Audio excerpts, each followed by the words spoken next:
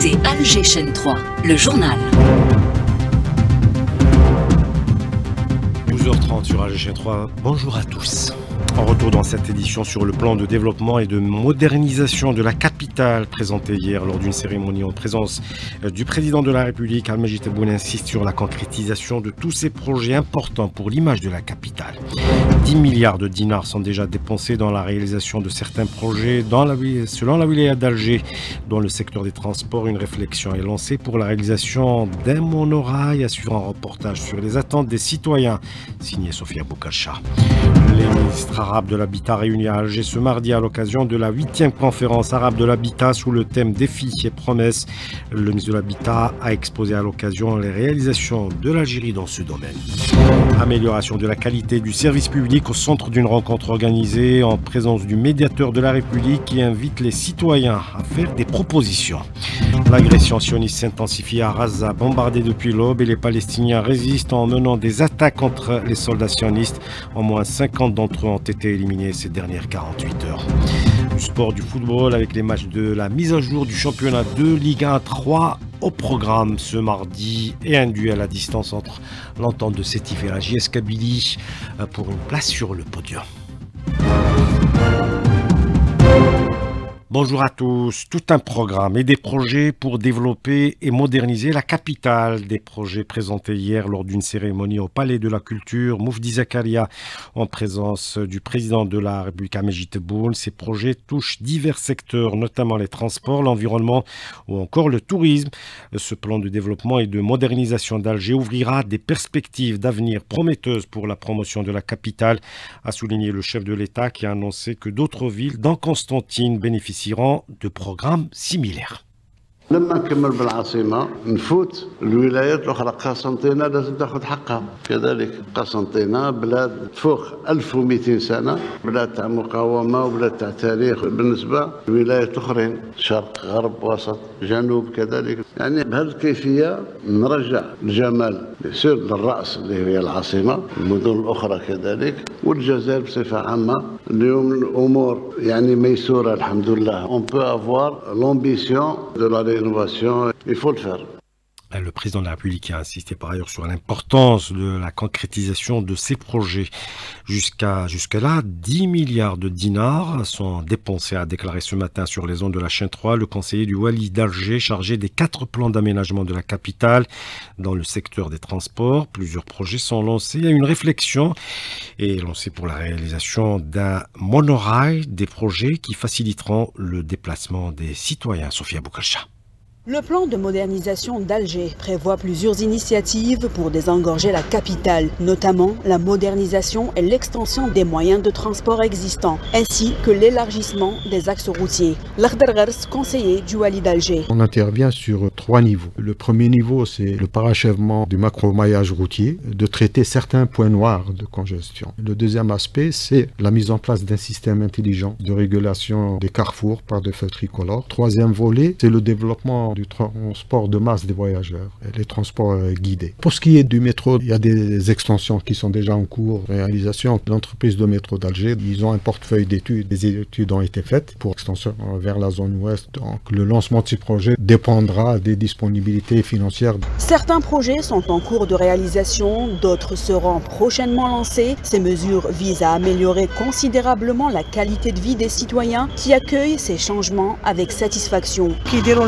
يروحوا كل جهه حاجه هايله باسكو حيسهل علينا لا سيركيلاسيون، يسهل علينا بزاف لو ديبلاسمون به اسرع بارابور للطوموبيل، تنقص لك بزاف الضغط تاع لومبوتياج. كان واحد طرونسون داروه بين دويره وسيدي عبد الله، سلك الخنقه هذيك اللي كانت تاع لا كومبرومو كاع سرحت تما، لحقوه لسيدي عبد الله، راهي بلاد واحده اخرى تما، غاشي ديجا مع الصباح ترى مطرطق. ترونسبور اسمها ناقص مع الصباح باسكو كاع مشارجين، كاين اللي باش يخرجوا لوطوروت مغلوقه، 7 مغلوقه حابسه لوطوروت، لو كان يخدموا مترو تماك حاجه فور، ولا زادوا ترام يزيد يسلك اكثر واكثر. Par ailleurs, des alternatives efficaces comme un projet de monorail sont envisagées pour renforcer les transports en commun et réduire les embouteillages. Un reportage signé Sofia Boukarcha. Le président de la République a insisté par ailleurs sur la nécessité de trouver des solutions d'urgence pour préserver l'identité architecturale et historique de la Casbah d'Alger, dont les bâtisses se sont détériorées et qu'aucune solution n'a été trouvée depuis les années 70, a dit le chef de l'État hier. Pour la cité antique, des opérations ont été lancées. Le président a donné des orientations pour l'acquisition par l'État de maisonnettes pour réhabilitation. Un cadre juridique sera d'ailleurs mis en place selon l'Akhdar Gers, conseiller du Wali d'Alger, chargé des 4 plans d'aménagement de la capitale. Il était ce matin l'invité du jour et il répond à Nariman Mendil.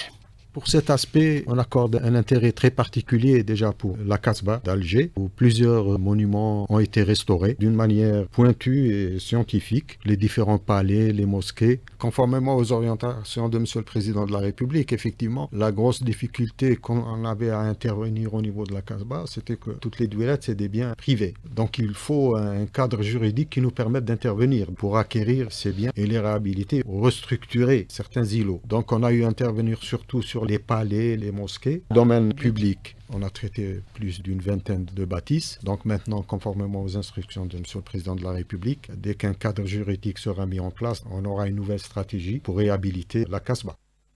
L'Akhdar Gers, conseiller du Wali d'Alger, invité du jour ce matin. L'Algérie place le logement au cœur de ses priorités à l'occasion du 8e congrès arabe de l'habitat qui s'est ouvert ce matin au Centre international des conférences. Le ministre du secteur, Mohamed Tarek Belaribi, a exposé les réalisations de l'Algérie dans ce domaine avec 1,7 million de logements livrés entre 2020 et 2024. Ibti Aladoun. Dans une allocution du ministre de l'Habitat à l'occasion du 8e congrès arabe de l'habitat, Mohamed Tarek Belaribi a souligné que le président de la République a érigé le logement en droit fondamental et en priorité absolue dans le cadre de la justice sociale. Cette orientation traduit la volonté de l'État de répondre aux besoins essentiels des citoyens, d'améliorer leurs conditions de vie et de garantir un développement durable, équilibré et inclusif pour toutes les catégories sociales. Entre 2020 et 2024, des avancées significatives ont été réalisées. L'Algérie a livré 1,7 million d'unités de logements, toutes formules confondues. Ces logements ont été intégrés dans de nouvelles villes et pôles urbains dotés de 1924 infrastructures publiques modernes. Ces efforts considérables ont mobilisé des investissements à hauteur de 35 milliards de dollars. Ces réalisations concrètes illustrent l'engagement des autorités à faire du logement un véritable levier de justice sociale, de cohésion nationale et de développement durable. À travers cette dynamique, l'Algérie confirme sa détermination à bâtir un avenir stable, prospère et inclusif pour tous les citoyens. Du Centre international des conférences, Ibtihal Adoun, Alger 3. L'amélioration de la qualité du service public, une préoccupation des citoyens, est au centre d'une rencontre organisée ce matin à l'École nationale d'administration en présence du médiateur de la République Medjid Amour. À l'occasion, un accord a été signé avec l'École supérieure d'administration pour la formation. On écoute le médiateur de la République au micro de Maïssa Smaïl. Au niveau de la médiation de la République, commencerons début 2025 à permettre aux citoyens de donner leur avis chaque fois qu'ils s'adressent à nous et d'exprimer leur opinion sur notre prise en charge. Cette méthode nous permettra d'évaluer notre performance et ainsi de l'améliorer pour offrir un meilleur service d'assistance. En sa qualité d'envoyé spécial du président de la République, Ahmed Attaf a rencontré hier le Premier ministre éthiopien à Addis Abeba, à qui il a remis une lettre du chef de l'État lui transmettant ses salutations fraternelles. Le chef de la diplomatie algérienne a également échangé avec son homologue éthiopien autour de la réunion de la grande commission mixte algéro-éthiopienne. Ahmed Attaf a par ailleurs présidé le lancement officiel de la campagne de la candidature algérienne au poste de vice-président de l'Union africaine. L'ambassadrice Salima Malika Haddadi Attaf a souligné que cette candidature reflète l'engagement du président de la République à renforcer l'action africaine pour la paix et le développement. L'Algérie qui s'est exprimée au Conseil de sécurité hier au nom du groupe africain A3+, concernant la situation en Libye. Ammar Benjama, représentant de l'Algérie au Conseil, a appelé les Libyens à renforcer leur concertation pour surmonter les obstacles à l'organisation d'élections nationales. L'armée sioniste a intensifié ses bombardements contre Gaza, notamment après les opérations de la résistance palestinienne qui a ciblé ces derniers jours les soldats de l'occupation et qui bombarde depuis l'aube la ville de Rafah. On écoute le témoignage d'Ahmed Deshourab, habitant de Rafah.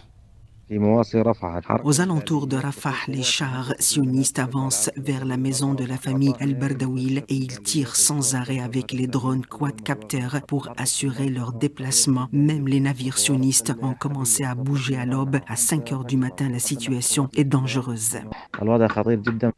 Et malgré la férocité des attaques sionistes, les Palestiniens résistent. Leurs attaques ont infligé d'importantes pertes à l'armée sioniste. On écoute l'analyse du politologue Walid El-Houldi. L'occupant gonfle nos pertes et minimise les siennes pour saper le moral des Palestiniens et du monde arabe en général, pour redorer son blason devant son peuple. Les sionistes sont affaiblis par la résistance, l'armée est faible, leur situation économique, politique et sécuritaire est terrible. Netanyahou ment beaucoup, il veut montrer qu'il a le bras long dans la région parce qu'il a échoué dans ses objectifs à Gaza et au Liban. En réalité, il ne fait que tuer, c'est pour cela qu'il est détesté et banni partout dans le monde. Et l'occupation de Gaza après sa destruction se précise.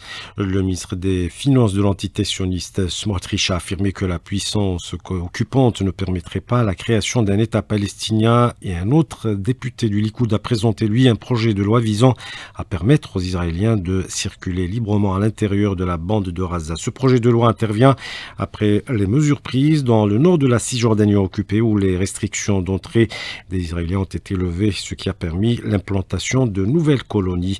Décryptage avec le militant Taoufik Tahani, contacté par Rabia Slimani. Raser Gaza entièrement. En ce moment, ils sont là-bas, pas pour chercher des otages ou pour chercher des responsables du Hamas, mais pour détruire tous les bâtiments qui restent. Donc la volonté, c'est quoi? C'est rendre Gaza invivable pour les Palestiniens, pour que les Palestiniens finissent par partir. Le seul problème, c'est que les Palestiniens, ils n'ont pas où aller. On parle de négociations pour l'échange de prisonniers, puis un cessez-le-feu. Les lignes rouges qui sont celle d'Israël, c'est pas d'évacuation de la bande de Gaza. Notamment déjà dans le Philadelphia, c'est-à-dire la frontière entre Gaza et l'Égypte, et puis Netzarim, une zone qui coupe Gaza du nord au sud. Donc ils veulent s'installer là-bas. Ils sont déterminés à être présents militairement pour favoriser, après l'installation de soi-disant civils, qui sont tous des colons. Il faut pas oublier que le 18 septembre dernier, il y avait une résolution des Nations Unies qui se base sur un arrêt de la Cour internationale de justice qui demande à Israël de mettre fin à l'occupation des territoires palestiniens dans 12 mois. Les exigences de l'ONU, Israël doit évacuer tous les territoires palestiniens occupés. Au Moyen-Orient, toujours l'émissaire onusien pour la Syrie, Geir Pedersen, en visite hier à Damas, a insisté sur l'importance d'une transition politique crédible et inclusive menée par les Syriens eux-mêmes. Au Maroc, une manifestation est prévue aujourd'hui devant le Parlement marocain, celle des organisations syndicales du Royaume qui rejettent le projet de loi sur le droit de grève présenté par le gouvernement. Les organisations dénoncent l'entêtement des autorités à maintenir ce projet de loi qualifié de restrictif et de contraire aux conventions internationales. Les vacances d'hiver, c'est ce jeudi. Et le ministère de l'Éducation a annoncé que les écoles resteront ouvertes pendant une semaine en dispensant des cours de soutien, notamment pour les candidats aux épreuves des examens du BEM et du bac. Maëlle 15. Les vacances scolaires ne sont pas une période synonyme de repos complet et de distraction uniquement. La première semaine de ces vacances sera consacrée aux cours de rattrapage et de soutien, notamment pour les candidats aux examens du BEM et du bac. Nader Khansous, directeur de l'éducation de la wilaya de Chlef. Comme chaque année, les établissements scolaires resteront ouverts pendant la première semaine des vacances d'hiver qui débuteront le 19 décembre. Ainsi, les élèves des classes d'examen, 4e année et les élèves terminales peuvent assister à des cours de soutien avec leurs professeurs dans leur établissement, et cela pour bien consolider leur acquis et préparer leur examen de fin d'année. Pour le pédagogue Mziane Mrienne, les vacances scolaires sont un moment moment de repos nécessaire à l'équilibre psychologique de l'élève, avec toutefois quelques révisions. Pour les révisions, il faut élaborer un calendrier léger pour revoir ce qui n'est pas bien compris, ce qui n'est pas bien assimilé dans le premier trimestre pour les classes d'examen, mais le maximum de temps doit être pour les activités qui vont permettre à l'enfant de décompresser, de charger en quelque sorte ses batteries pour affronter le deuxième trimestre. Aider les élèves à mieux saisir et à mieux apprendre les matières fondamentales, remédier à leurs difficultés de compréhension et d'apprentissage, renforcer leurs acquis, ainsi que leur motivation et la confiance en eux, sont, selon les pédagogues, parmi les enjeux de ces cours de soutien, afin de leur permettre de mieux appréhender les épreuves des examens. 12h45 sur AG 3, la suite du journal dans un instant. La suite du journal à 12h48 sur AG 3. Air Algérie annonce l'annulation de plusieurs vols à destination de la France en raison d'une grève des contrôleurs aériens français. La compagnie nationale a indiqué dans un communiqué qu'elle prendra les mesures adéquates pour accompagner les passagers touchés par ces annulations. Les accidents de la circulation, on en parle malheureusement avec ces deux accidents hier soir à Tiaret. 7 personnes ont trouvé la mort et 5 autres ont été blessées dans 2 accidents selon la protection civile. La culture, Aboulaïd Doudou, écrivain, poète et traducteur, son œuvre est revisitée à l'occasion d'un colloque organisé à Gigel. Les détails avec Abdelhamid Zouad, notre correspondant. Une manifestation de 3 jours qui permettra de revisiter son brillant parcours et ses œuvres. Aboulaïd Doudou était surtout connu pour ses œuvres et pour sa riche bibliothèque, ayant contribué à la traduction en arabe de plusieurs œuvres littéraires autrichiennes distribuées dans le monde arabe. Mahmoud Fatoussi, directeur de la bibliothèque principale de lecture publique. C'est un événement culturel dédié à cette personnalité du monde littéraire algérien, dont la réputation de cet homme de lettres a dépassé les frontières, connu aussi par la traduction de plusieurs ouvrages de l'arabe vers l'allemand et vice-versa. Issu de la région, et précisément d'Azia al-Ansar, cet intellectuel est un écrivain prolifique. Il a à son actif plusieurs ouvrages, romans et poésies. Pour la circonstance, nous avons invité plusieurs universitaires et académiciens pour animer des conférences et des causeries. Pour rappel, Aboulaïd Doudou avait étudié en Irak, Syrie, Tunisie et Allemagne avant d'enseigner en Autriche pour ensuite intégrer l'université d'Alger en 1969, le premier à introduire la littérature comparée en Algérie. Gigel, Abdelhamid Zouad, Alger 3. À sport football, une place sur le podium. Ce sera pour la JS Kabylie ou l'entente de Sétif. On le saura cet après-midi au terme des 3 matchs de mise à jour du championnat de Ligue 1. Hamza Rahmouni, bonjour. Barem Mazouz, bonjour.